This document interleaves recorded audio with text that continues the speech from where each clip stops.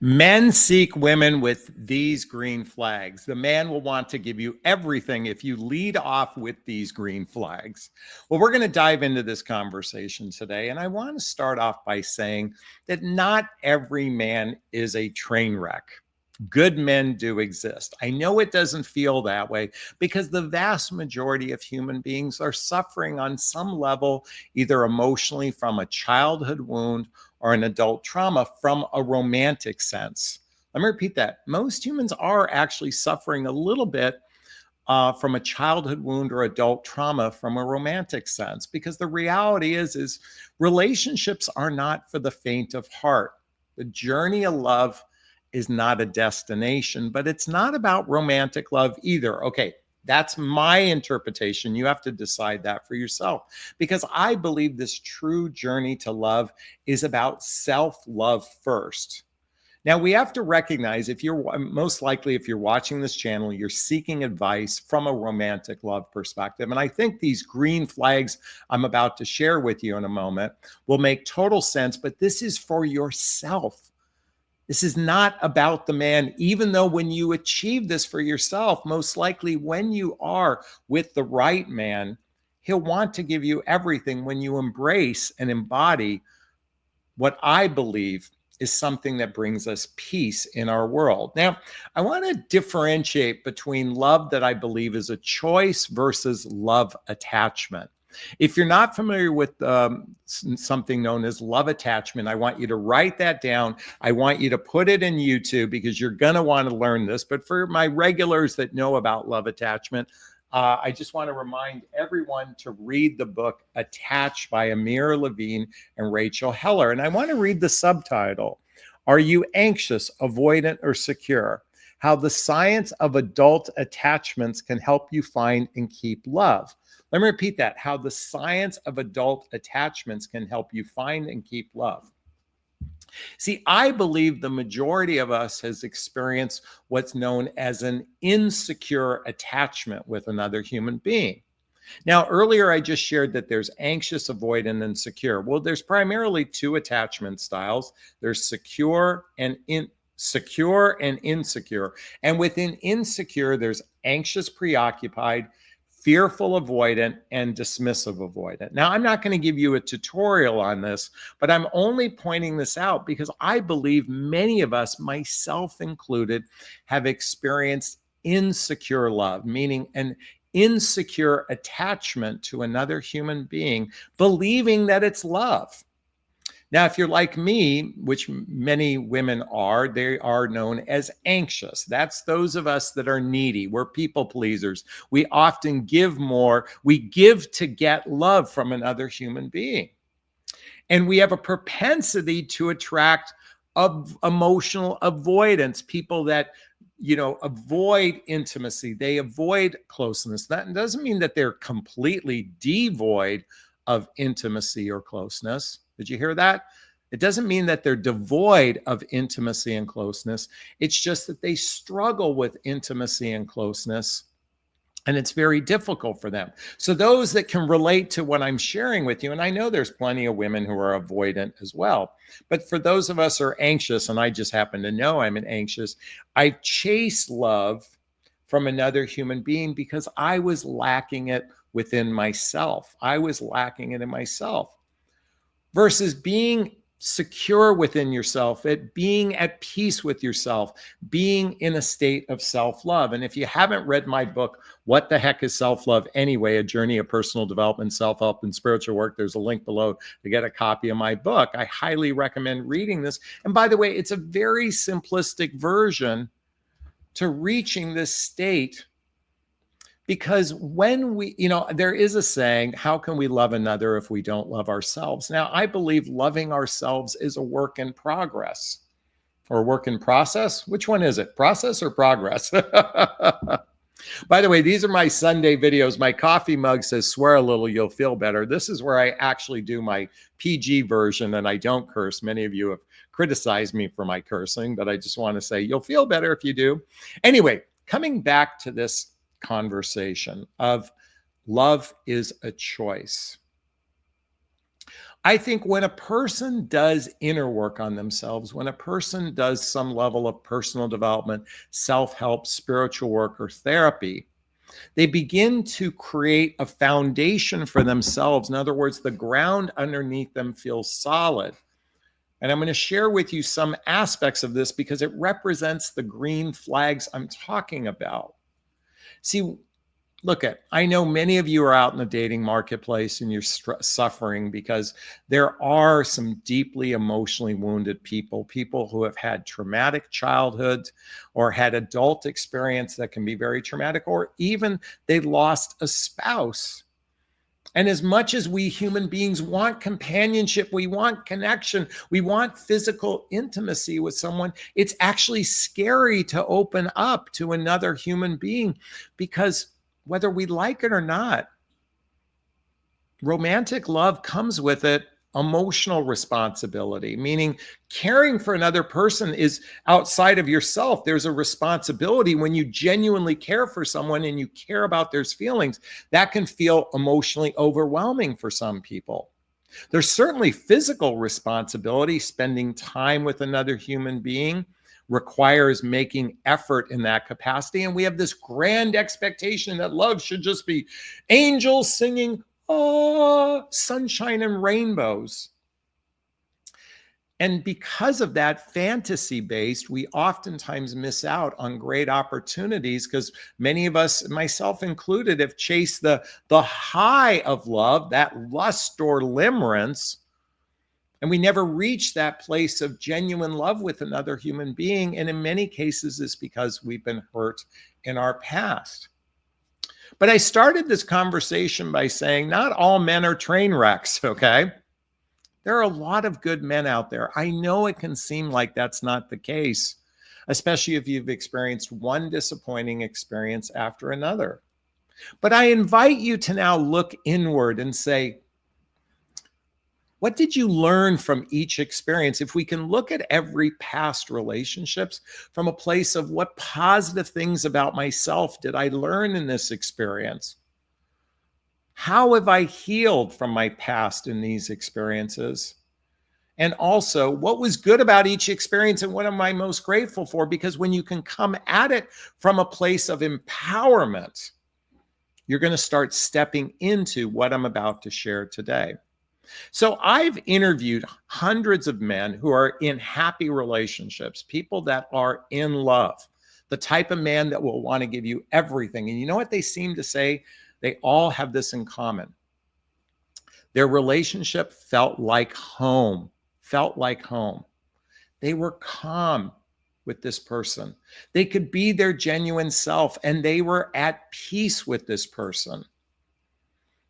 Peace meaning Peace, not a piece of pie, but emotional peace, okay? At peace. So I've created an acronym that I'm going to invite you all to step in because these are the green flags that makes a man or woman want to dive deeper into a relationship. And why I said this is true for men and women alike, because this embodies that self-love conversation I started at the beginning of this broadcast. So we have an acronym called PEACE, and the P stands for positive possibilities, positive possibilities. This is also known as beginner's mind.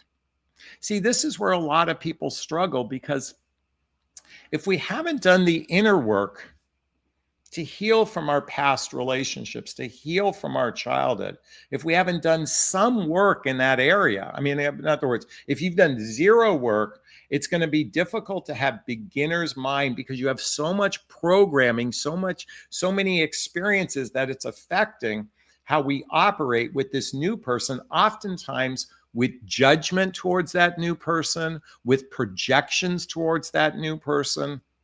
Now, it's understandable to take all of our past experiences and process them like I shared earlier. It is healthy to look at all your past experiences as data to prepare yourself for someone new. But if we go into a new relationship expecting the worst, without that beginner's mind, then we oftentimes sabotage a potentially good relationship. If you haven't read the book, The Four Agreements. And by the way, there's a new book called The Fifth Agreement.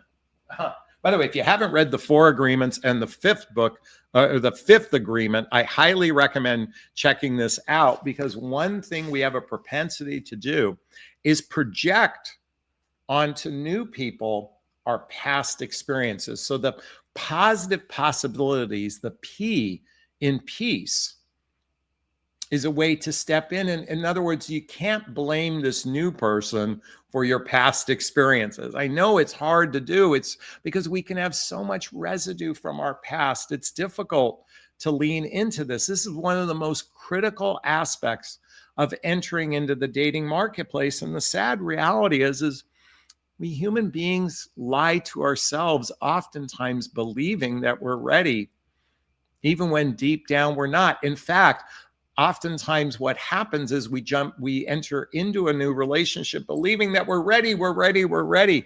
And this new relationship can trigger our stuff that cause us to pull back, to disappear, to ghost, to put up walls up. Okay. Hey, it's 11:11 right now. Okay, the E in P stands for embrace the present moment. Embrace the present moment. Just like in the book, The Four Agreements, getting ahead of ourselves is oftentimes what happens instead of just accepting what is in the moment. I've seen so many women do this, and men do this as well. I mean, how many men in the beginning of a first date go, "Oh my God, you're so amazing. You're so wonderful. I could see us traveling together. I could see us getting married. I could see the future with you." Well, certainly they're embracing the excitement, the lust, and limerence in the present moment, but you haven't built the deep roots of trust in the present moment either. So while certainly appreciating the high is one thing, but getting ahead of yourself before trust has been built, before real love has been built, is a problem many humans have in the dating marketplace today.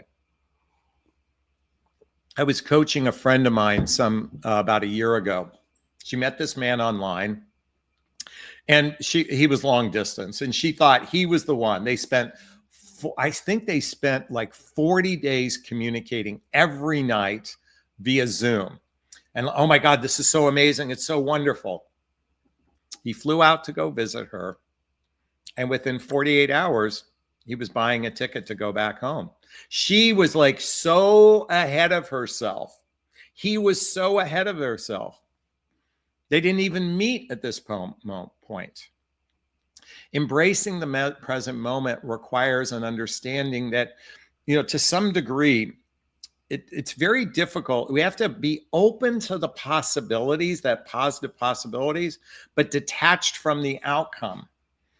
And it's so hard to do that when we have the chemicals of dopamine flying through our body. But to be objective, I think to operate from your head first, your heart second, and your hormones third. And it seems like this is my friend Laura House shared this with me.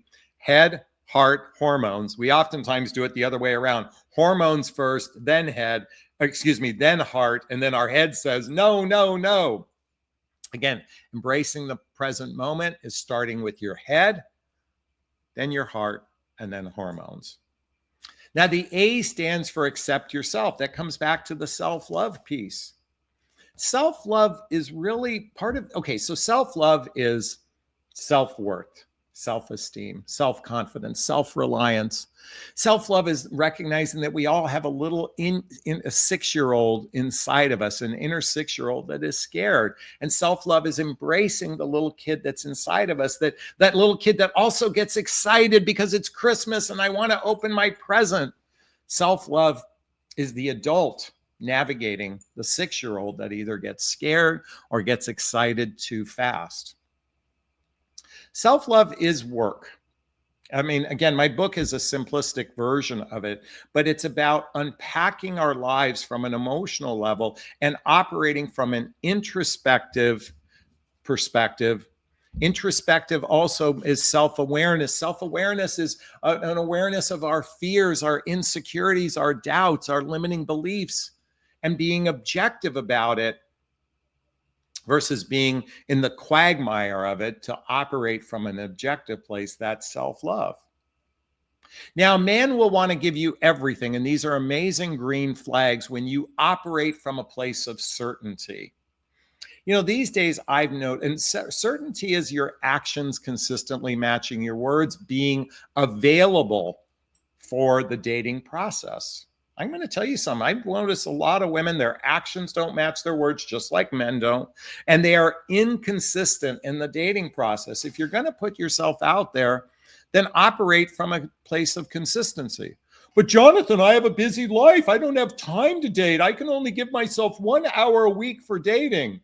And I'm being a little rhetorical here, but many of you aren't even, if you want to create, peace, if you want to create a green flag with a person, be consistent, be available, and make sure your actions match your words. You desire that from a man, and yet many of you are not operating from the same place.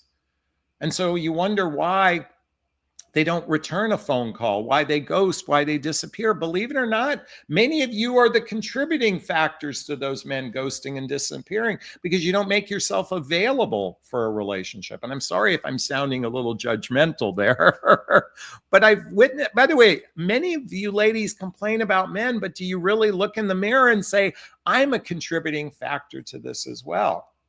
Create certainty, because a man will want to give you everything. When your actions match your words, you're consistent and certain. Okay. And lastly, I call it engage the fun.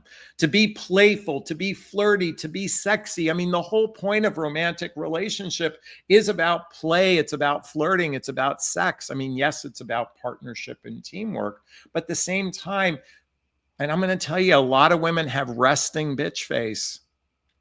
Is that a bad word?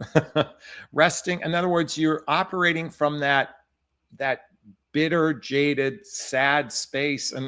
And without, if you're operating from that place, then it requires just nurturing that little kid inside of you that wants to be playful, that wants to be flirty, that wants to be sexy to another human being. This is not for the faint of heart, this inner work. But I promise you, when you can embrace peace, that positive possibilities, embracing the moment, accepting yourself, certainty, and engaging the fun, these are green flags that will make a man want to give you everything. And as I said before, good men do exist. I promise you they do. It just requires embracing it for yourself.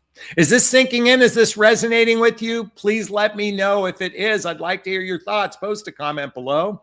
I do my best to read them all in the first 24 hours. As always, if you find value in my videos, please hit that like button. Please share this video. Please subscribe to my channel and hit that notification bell so you can be notified of new videos. And if you want to connect with me directly, there's links below to schedule a discovery call with me to see if working with a coach is right for you. There's a link to join my group called Midlife Love Mastery, where you can have direct access to me on a regular basis for just $20 a month.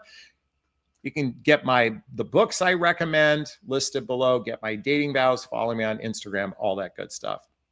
All right, I'm going to wrap up this video as I always do. First off, give myself a big, gigantic Jonathon bear hug of self-love. I'm going to reach into the camera and give you a hug of love, if that's okay. I'm going to ask you to turn to someone, a pet, a teddy bear, a pillow. Give it or them a hug of love, because hugs are a great source of love. And let's face it, we could all use more love in our lives. Thanks a bunch. Bye-bye now. Bye-bye. Bye. Bye.